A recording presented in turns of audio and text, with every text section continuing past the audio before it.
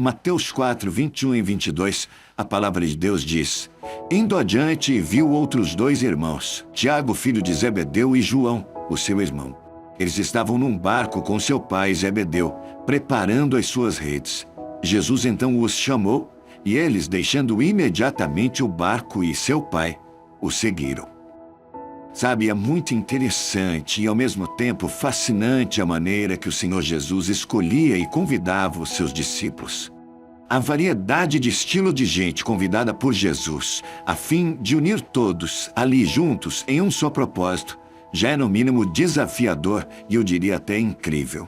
No rol dos escolhidos estão pescadores, possíveis empresários da época, cobrador de impostos, médico, gente que se envolvia em política e até mesmo gente com sério desvio de conduta. Aliás, eu creio que o tipo de gente escolhida por Jesus tem um propósito dentro da história muito simples e prático. Ele não faz acepção de pessoas.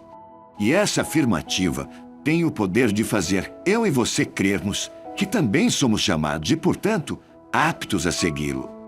O grande problema que eu vejo em relação a ser ou não ser chamado por Jesus para o seu ministério não é o convite, mas sim a resposta a este convite. No texto que nós lemos em Mateus 4, no verso 22, a palavra diz que Tiago e João, ao ouvirem o convite de Jesus, deixaram imediatamente o barco do Pai e seguiram. Entenda, ao receberem o convite de Jesus, eles não perguntaram ao Pai se seria ou não um bom negócio. Pai, é bom eu seguir este homem ou não? Ao receberem o convite, eles não pensaram naquilo que ainda tinham de possíveis afazeres do dia. Eles nem mesmo pensaram se tinham algo ainda a receber ou a pagar. Eles simplesmente deixaram o barco que estavam e seguiram a Jesus. E eu não posso perder uma analogia aqui em dizer que hoje em dia, muitas pessoas querem estar com o pé em dois barcos.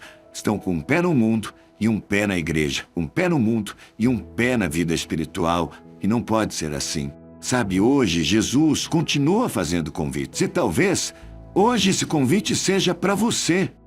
A pergunta é, como está o seu coração e o seu desejo em ouvir e seguir a voz de Deus?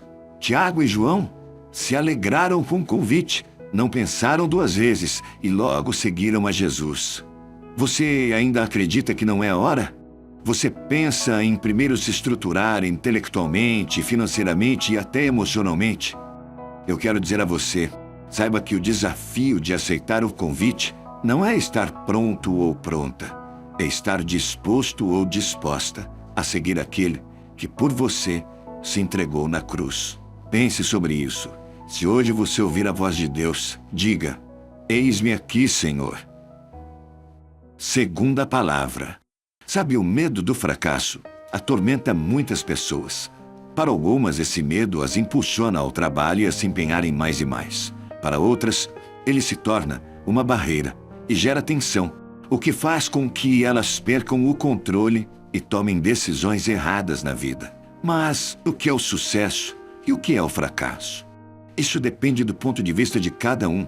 Entenda, a mesma nota numa prova pode significar motivo de alegria para um e tristeza para outro. Por isso é difícil definir o que é sucesso e o que é fracasso. A Bíblia não esconde que muitos dos mais valorosos homens de Deus fracassaram algumas vezes e até apresenta uma lista dos seus fracassos. Por exemplo, Moisés perdeu a oportunidade de entrar na Terra Prometida porque desobedeceu a Deus. Elias enfrentou 450 profetas de Baal, mas fugiu de uma mulher. Davi enfrentou Golias, mas cometeu adultério e homicídio. Pedro afirmou que enfrentaria tudo por Jesus, mas negou que o conhecia por 3 vezes. Sabe, Cristo ama e dispensa sua graça aos fracassados. Ele não desiste de nenhum de nós. No texto de Lucas 14, 15 ao 24, Jesus contou a história de um homem que resolveu dar uma grande festa. No entanto, todas as pessoas que foram convidadas deram desculpas para não comparecer. O homem então ficou com raiva e mandou seu empregado ir até as ruas e becos para chamar os pobres, os aleijados, os cegos e os coxos, todos que encontrasse, para irem à sua festa. Jesus queria mostrar com essa história que o reino está aberto àqueles que são considerados fracassados pela sociedade. O seu reino é para os esquecidos, para os marginalizados, para os desprestigiados. As pessoas conseguem entender a graça de Deus quando a presenciam sendo vivenciada na vida de outro ser humano. Quando o cristão é rápido em julgar, é relutante em perdoar e preconceituoso, dificilmente as pessoas que estão ao seu redor acharão que Deus é gracioso. Pense sobre isso. Quando alguém enfrenta um fracasso pessoal e em seguida tenta voltar ao convívio dos irmãos, sempre deveria ser recebido com uma grande festa, e não o contrário. O corpo de Cristo precisa demonstrar que só pela graça é possível aceitar e até celebrar o fracasso. Lucas capítulo 17, versículo 3. Lucas 17, 3, a palavra de Deus diz: se o seu irmão pecar, repreenda-o. Se ele se arrepender, perdoe. Sabe, a partir do texto de Lucas 17, versos 3 e 4, nós podemos destacar 5 diretrizes apresentadas por Jesus a respeito do pecado e do perdão. Primeiro, a ofensa. Podemos definir pecado como qualquer falha em amar a Deus e ao nosso próximo. Quando pecamos contra alguém, violamos a lei do amor, e essa violação precisa ser tratada. O perdão é a receita divina para tratar a quebra nos relacionamentos. Precisamos perdoar e ser perdoados constantemente.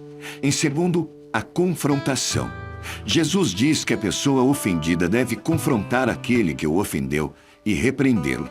Observe que Jesus não disse para nos vingarmos ou explodirmos com raiva. A repreensão paciente e amorosa visa o arrependimento. É Deus quem nos capacita a confrontarmos com amor. O terceiro ponto é o arrependimento. Jesus colocou o arrependimento como condição para o perdão. O arrependimento gera uma confissão de culpa e um pedido humilde de perdão. Isso não significa que a pessoa está livre das consequências do seu ato. Um quarto, o perdão. O perdão é o cancelamento amoroso e voluntário de uma dívida. O perdão anula os motivos que causaram o distanciamento, a frieza, a amargura entre as pessoas. O perdão permite que o relacionamento se restabeleça com sinceridade e amor. E por último, e não menos importante, a restauração. Depois do perdão vem o alívio. Enquanto o problema não é resolvido, paira no ar um clima tenso e pesado. O arrependimento e o perdão trazem restauração ao relacionamento. Assim como Jesus faz uma festa quando um pecador se arrepende dos seus pecados, também deve ser essa nossa atitude diante de uma reconciliação. Lembre-se, o perdão faz parte do nosso dia a dia e precisa acontecer em todos os nossos relacionamentos. Jesus ensinou que devemos agir com amor, da mesma forma como Ele age conosco todos os dias. Ele nos perdoa sempre. Nós também devemos pedir perdão e perdoar sempre. Se você tem dificuldades em perdoar, peça a Deus que renove o seu coração. Jamais esqueça de que Ele ama muito você, apesar de todas as suas falhas. Pense nisso e escreva nos comentários a seguinte frase: mesmo sendo falho, Deus me ama. Mesmo sendo falho, Deus me ama. Deixe seu like no vídeo e deixe Deus te usar, compartilhando essa palavra com quem você ama. Essa palavra pode mudar o dia de alguém. Agora fique até o final, porque eu quero orar por você e sinta poderosamente a presença de Deus aí, onde você está. Senhor Deus, Pai amado, Pai de misericórdia, de graça, de amor, louvado seja o Teu nome, Pai. Senhor, muito obrigado por esta palavra tão preciosa ao nosso coração neste tempo. Palavra que vem nos trazer mesmo uma reflexão importante em relação ao perdão. Primeiro, Pai, a importância de entendermos que devemos perdoar. Depois, Pai, que sempre que temos dificuldade e falhamos em amar ao Senhor e amar o nosso próximo, estamos pecando, estamos violando a lei do amor. E isso precisa de tratamento. Depois, Pai, que entendemos também que com perdão não significa estar livre das consequências do nosso ato. Porém, o perdão, Pai, é o cancelamento amoroso e voluntário de uma dívida. E com isso, gera a restauração, que promove a aproximação daquilo que estava distanciado, o aquecimento daquilo que estava frio, a alegria junto àquilo que era tristeza e amargura. Pai, que nós possamos estar sempre dispostos a amar e a perdoar, tendo o nosso amado Senhor Jesus como modelo e exemplo em todas as nossas ações. Pai, nós precisamos do Teu Espírito porque entendemos que o Teu Espírito é que nos convence de todo o pecado, justiça e o juízo. Pai, quero colocar diante do Teu altar cada lar, cada vida que ora conosco neste tempo. Pedimos as Suas bênçãos e a Sua proteção, que tenhamos um dia de paz, um dia de vitórias para a honra e glória do Seu santo e bendito nome. Pai, e acima de tudo, eu quero colocar hoje diante do Teu altar, Pai, a nossa oração em favor realmente, Pai, daqueles que se sentem menosprezados, desprestigiados, marginalizados e até mesmo esquecidos. E até mesmo a gente, Pai, em muitas situações, nos sentimos assim. Que possamos entender, Pai, que o Senhor, independente das circunstâncias, Pai, o Senhor dispensa graça e amor para cada um de nós. Pai, que possamos ter um comprometimento de orarmos a Ti, Pai, de estarmos na Tua presença, de buscar mais e mais da Tua face, Senhor. A cada manhã, a cada alvorada, ó Deus Todo-Poderoso, que possamos estabelecer um relacionamento de intimidade com o Senhor, que isso possa queimar no nosso coração, que o desejo de estar na Sua presença seja algo real em cada um de nós, Pai, entendendo que este é o motivo que fomos criados para nos relacionarmos contigo e fazermos, Senhor, a Tua obra neste tempo. Ó Senhor, que possamos entender também que quando nos prostramos diante do Senhor, nos alimentamos da Tua palavra e precisamos dela para viver, porque ela traz esperança, ela traz paz e, acima de tudo, ela nos dá a sabedoria do Senhor. Pai, como é bom perceber o carinho que o Senhor Jesus tinha por todos. Como é interessante perceber que o Senhor é um Deus que não faz diferença entre nós, não faz acepção de pessoas. E como é maravilhoso, Pai, perceber que ainda hoje o Senhor faz convites para que mais e mais vidas sejam salvas e resgatadas pelo poder que há no nome de Jesus.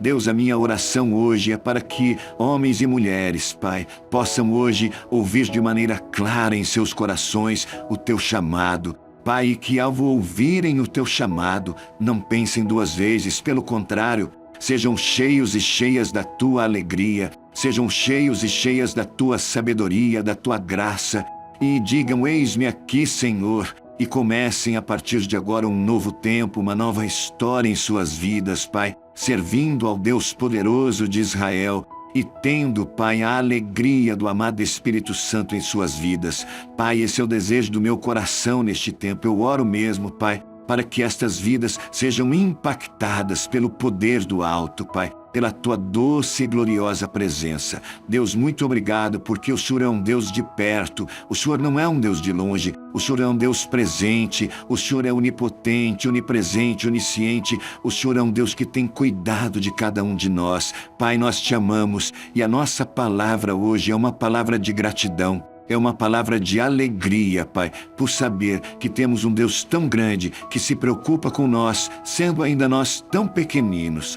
Pai, nós Te amamos, nós oramos agradecidos no nome santo, bendito e poderoso de Jesus, nome que é sobre todo nome, no céu, na terra e debaixo da terra. Amém e amém. Graças a Deus. Não se esqueça que você é muito importante para o Senhor Jesus. Compartilhe essa mensagem com alguém que você ama e não se esqueça de inscrever em nossos canais. Que Deus te abençoe.